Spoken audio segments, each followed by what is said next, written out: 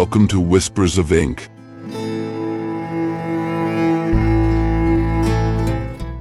I'm Machado de Assis, and now I will read one of my stories. Let's start with the book The Second Way, which is part of my novels collection.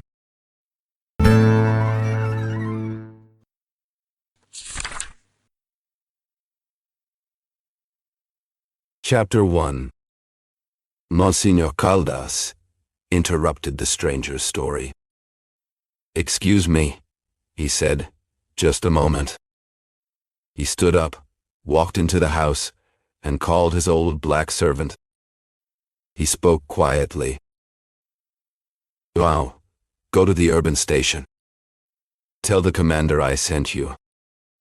Ask him to come here with 1 or 2 men. I need help getting rid of a crazy man. Hurry." Then he went back to the room. "There," he said.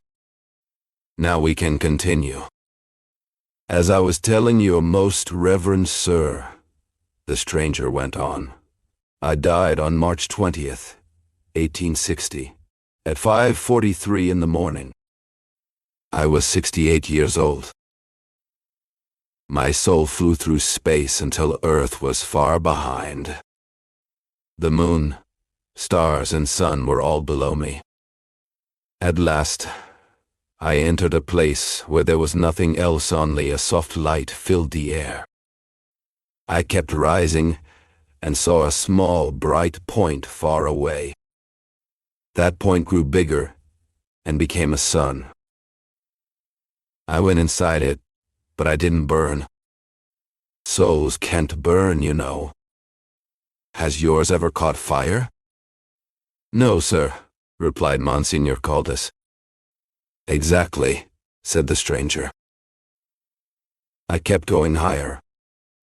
After about 40,000 leagues, I heard beautiful music. When I got within 5,000 leagues, a group of souls came down. They carried me in a litter made of ether and feathers. Soon after, I entered this new sun. It is the planet for good people from Earth. I'm not a poet, Monsignor, so I won't try to describe the wonders of that divine place. Even if I were a poet, human words could never show how great, how dazzling, how joyful it was. There were ecstasies, melodies, bursts of light and color, something no one can explain or understand. You have to see it to believe. Inside, I learned the reason for the big celebration. I had become the 1,000th soul. That's why they honored me for 2 centuries, which, by our old time, lasted 48 hours. Well, after all the festivities were over, they invited me to return to Earth and start a new life. That was the privilege granted to every soul that had completed 1,000 years. I thanked them, but politely declined. But there was no way to refuse. It was an eternal rule. The only freedom they gave me was choosing my pathy, could be born a prince or a bus driver. What could I do? What would your most reverend self have done in my place? I cannot say. It depends. You're right. It depends on the circumstances. But imagine that my own circumstances were so bad that I had no desire at all to come back. I was a victim of my own inexperience, Monsignor. That's why I had a terrible old age. Then I remembered hearing my father and other older people say whenever they saw a young man, "If only I had that age again, knowing what I know now." That memory came to me, and I declared that I didn't care whether I was born a beggar or a powerful man, as long as I came back with experience. You should have seen the laughter that filled the place when I said that. Job, who presides over the province of the patient souls, told me such a wish was nonsense. But I insisted and I won. Not long after, I slid through space. It took me 9 months to cross it, and then I fell into the arms of a wet nurse. My name became Jose Maria. Your most reverend self is Romualdo, right? Yes, sir. Romualdo de Sousa Caldas. Are you related to Father Sousa Caldas? No, sir. What a fine poet Father Caldas was. Poetry is a gift. I could never write even a single verse. But let's get back to what matters. Let me first tell you what happened to me. Then I'll explain what I need from your most reverend self. Meanwhile, if you would allow me to smoke. Monsignor Caldas gave a nod. Without taking his eyes off the cane, Jose Maria kept resting across his legs. Jose slowly prepared a cigarette. He was a man in his early 30s, pale, with eyes that sometimes looked soft and dull, other times restless and sharp. He had appeared there shortly after the priest had finished lunch and had asked for a meeting about a serious and urgent matter. Monsignor welcomed him inside and asked him to sit down. After 10 minutes, he realized he was dealing with a madman. He forgave the man's confused ideas or wild stories. Perhaps they could even teach him something. But then the stranger suddenly got angry, and that frightened the calm priest. What could he and his old black servant do if this strong, crazy man decided to attack, while waiting for the police to arrive? Monsignor Caldas kept smiling and nodding, showing surprise and joy along with the men. This was a smart way to handle the insane, women, and powerful men. Jose Maria finally lit his cigarette and continued talking. I was born again on January 5th, 1861. I won't tell you much about my second childhood, because at that time my experiences were only instinctive.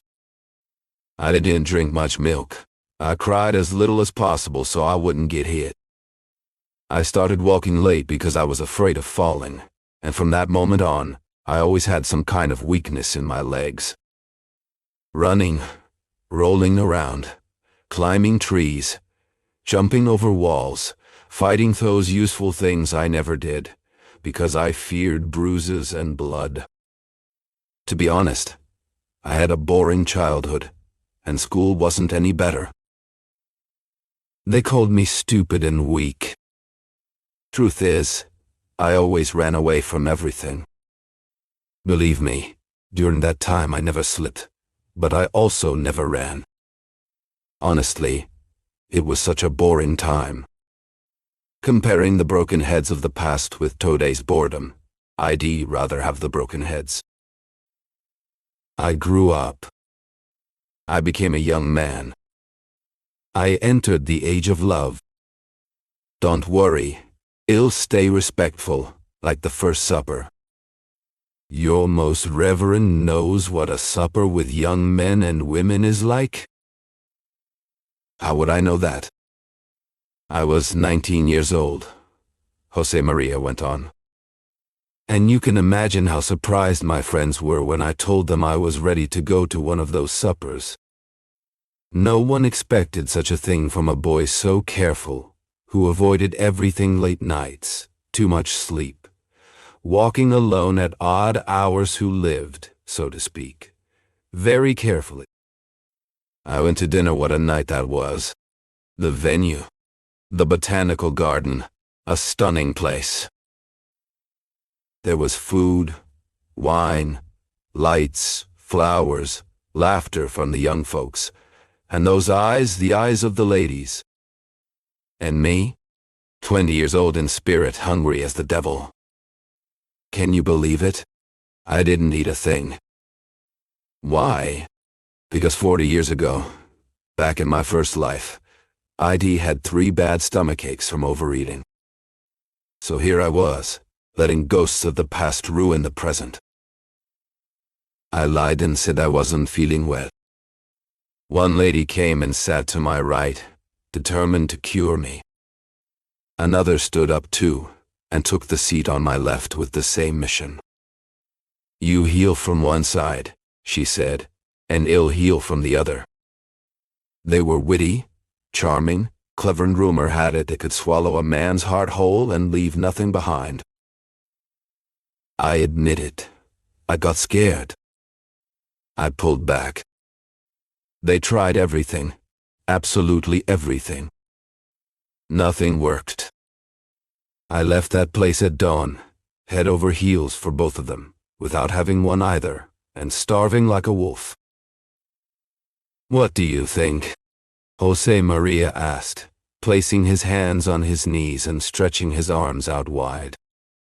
Indeed, yes. That's all he'll say. Your Reverend will surely guess the rest. My second life is youth reborn wild, and full of fire but held back by memories, by what I know but haven't really lived again. I live like Yuriko, tied to my own corpse.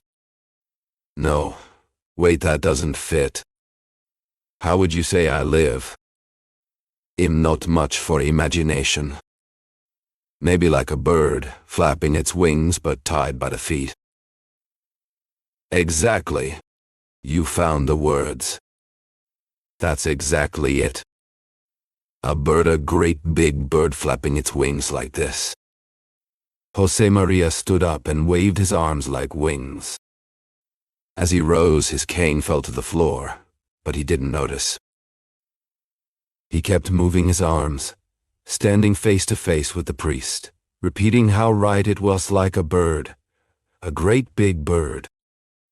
Every time he slapped his thighs with his arms, he lifted his heels, creating a rhythm, keeping his feet pressed together to show how bound he was. Monsignor nodded in approval. At the same time, he perked up his ears, listening carefully for any footsteps on the stairs. But all was silent.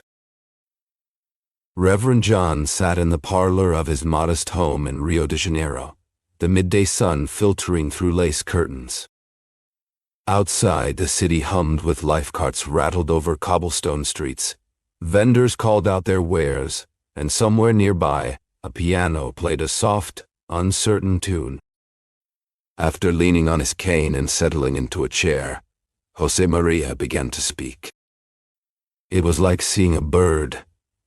A great bird, he said, his voice low but full of feeling. To understand how true that is, you must hear my story. It's a matter of conscience, really a love story, if you will. The woman's name is Donna Clemencia. He paused, as if recalling her face. She's 26 years old. Her eyes, they never seem to end. Not because they're large, but because of the way she looks at you with depth, with meaning. And her mustache? Just 2 light strokes, like a painter's final touches on a masterpiece. Her father is a retired teacher, quiet and kind. Jose Maria smiled slightly. She wears black so well. I often joke that she only became a widow to have an excuse to dress in mourning. We laugh about it now, but back then. He took a breath. We met 1 year ago, at the home of a coffee farmer in Cantegalo. From that moment, we were drawn to each other. You're probably wondering why we didn't get married.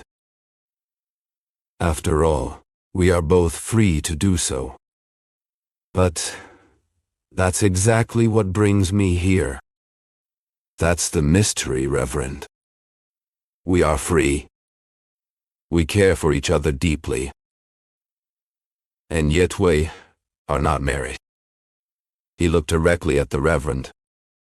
That's the strange situation I bring before you. Perhaps your wisdom or something else can explain it. He leaned forward slightly. When we returned to the city, our love grew stronger. Clemencia lived with her father and a younger brother who worked in trade. I got to know them both well and soon became a regular guest in their home in Matavelos. His voice softened.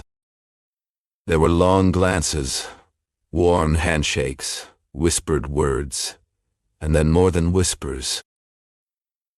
One night, standing on the landing of the stairs, we shared our first kiss. He hesitated, almost shyly. Forgive me for speaking so plainly, Reverend. Pretend this is a confession. I tell you this only to say left that house that night in a daze. My head spun with dreams. All I could see was her face. All I could taste was that kiss. He looked down at his hands.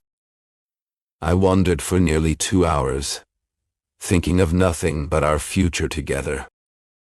I decided then I would ask for her hand by week's end.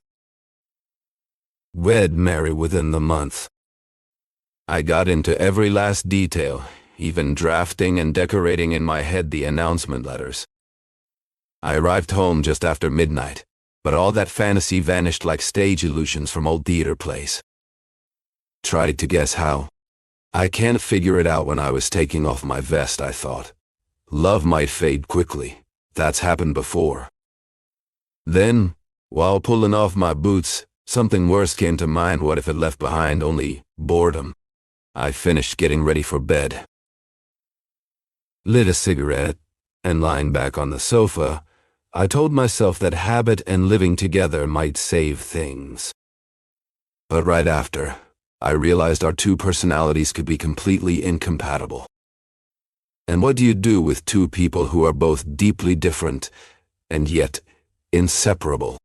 Still, I tried to ignore all that, because my passion was huge, wild. I pictured myself married, with one beautiful child. Why not 2? Or 6? 8 kids, maybe 10, even some with disabilities. There could be crises too, maybe more than one. No money, hard times, illness. Maybe even those hidden little conflicts that ruin a peaceful home. I thought about everything and decided the best thing was not to get married. What I can't show you is how desperate I felt. You don't have the words to describe what I went through that night. Let me smoke another cigarette. He didn't wait for an answer, rolled one, and lit it up. Monsignor couldn't help but admire his handsome face, even with his messy look. At the same time, he noticed how politely Jose Maria spoke, and that despite his strange mood swings, the man still had manners.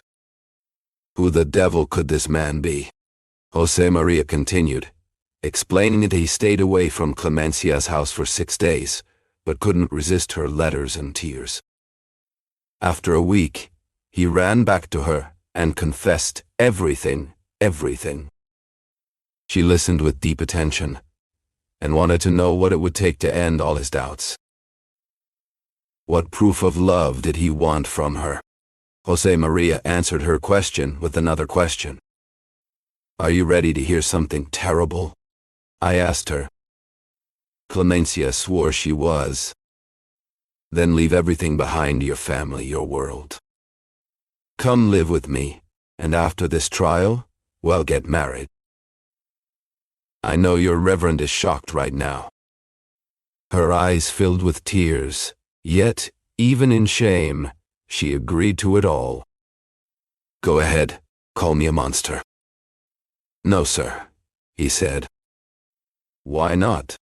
I snapped. I am a monster. She moved into my home, and you wouldn't believe how warmly I welcomed her. I give up everything. She told me you are the whole world to me. I kissed her feet, even the heels of her shoes. You can't imagine how happy I felt. The next day, I received a black-bordered letter. My uncle had died in Santa Ana do Livramento, leaving me 20,000 contos. I was stunned. I turned to Clemencia and said, now I understand you gave up everything because you already knew about the inheritance. This time she didn't cry. She stood up straight and walked away. I followed, ashamed, begging for forgiveness, but she wouldn't listen. 1 day passed. 2 days. 3. Nothing worked. She didn't speak. Didn't budge an inch. So I told her I would kill myself. I bought a revolver, went to her place, and showed it to her. This one right here. Monsignor Caldas turned pale. Jose Maria held out the gun for a few seconds, then put it back in his pocket and continued. I actually fired 1 shot. She panicked, took the gun from me, and forgave me. We decided to rush the wedding, and I made one condition. I would give away the 20,000 contos to the National Library. She threw herself into my arms and kissed me in approval. I kept my word. Donated every single reel. You probably read about it in the papers. 3 weeks later, we got married. I see your Reverend breathing easier, as if we've reached the end. Not at all. Now comes the tragedy. All I can do is shorten some details and skip others. Let me focus on Clemencia. Jose Maria sat still for a moment, eyes distant, as if lost in a memory too heavy to carry alone.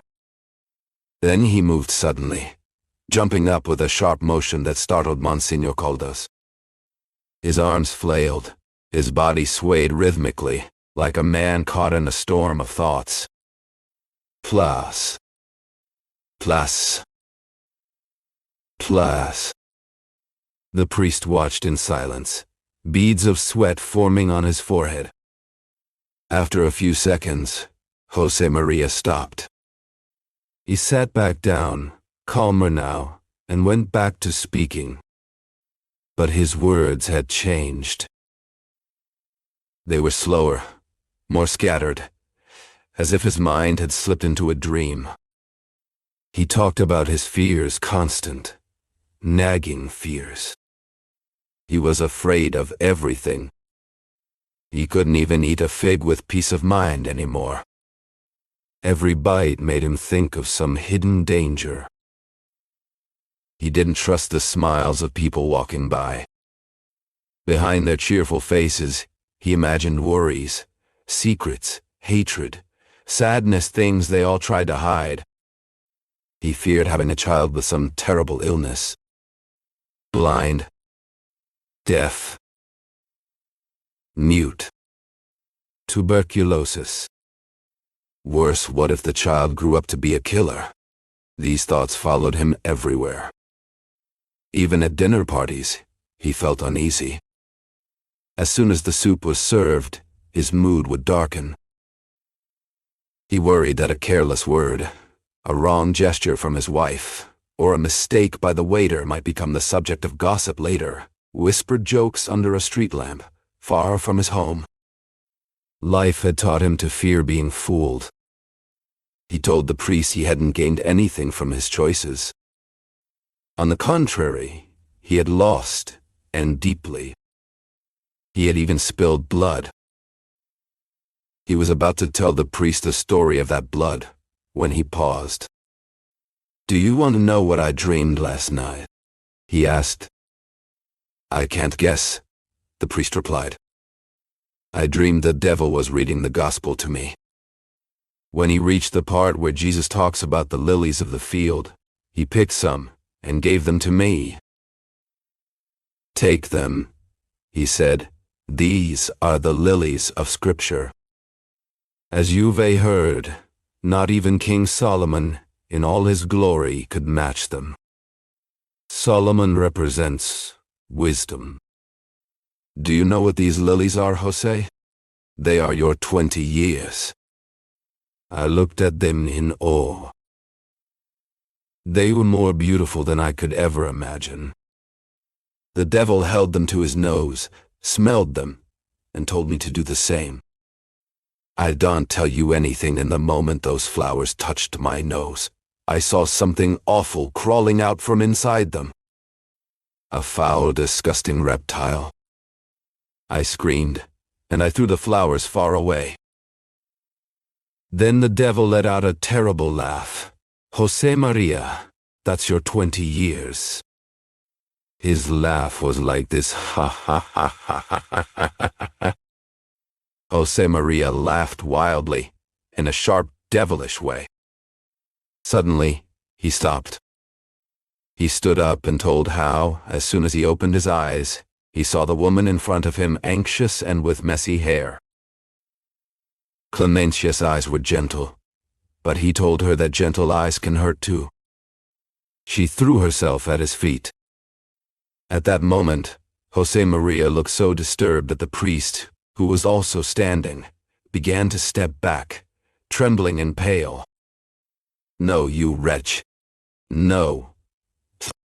You want to escape from me," Jose Maria shouted, moving toward the priest. His eyes were wide open, his temples throbbing. The priest kept stepping back, step by step. From the top of the stairs, you could hear the sound of swords and footsteps.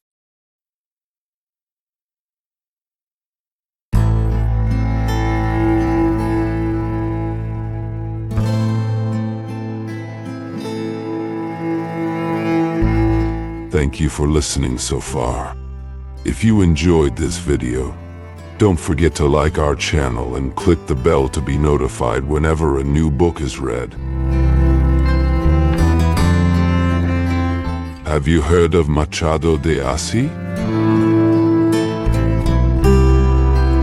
Machado de Assis, born in Rio de Janeiro in 1839, is considered one of the greatest writers in Brazilian literature and a master of psychological realism.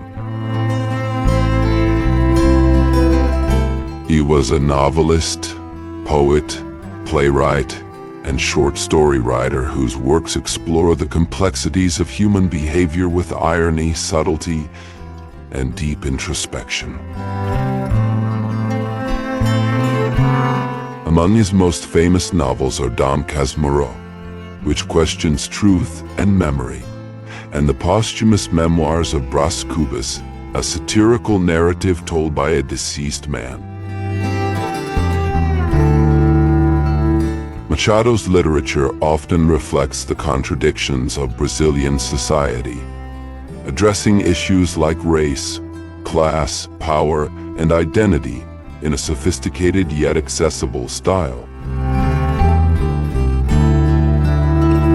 Despite being born into poverty and facing racial prejudice, Machado de Assis rose to become the president of the Brazilian Academy of Letters and a symbol of literary excellence.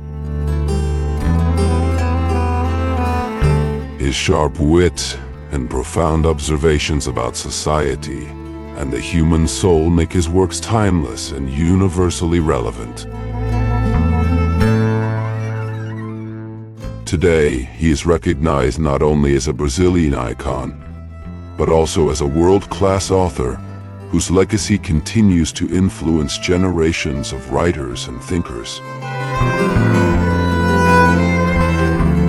Machado de Assis shows us that literature can be both elegant and critical, intimate and universal, humorous and profound. His stories remain as powerful and thought-provoking today as they were more than a century ago. Machado is a treasure of world literature, and through his voice, we discover the infinite layers of the human experience.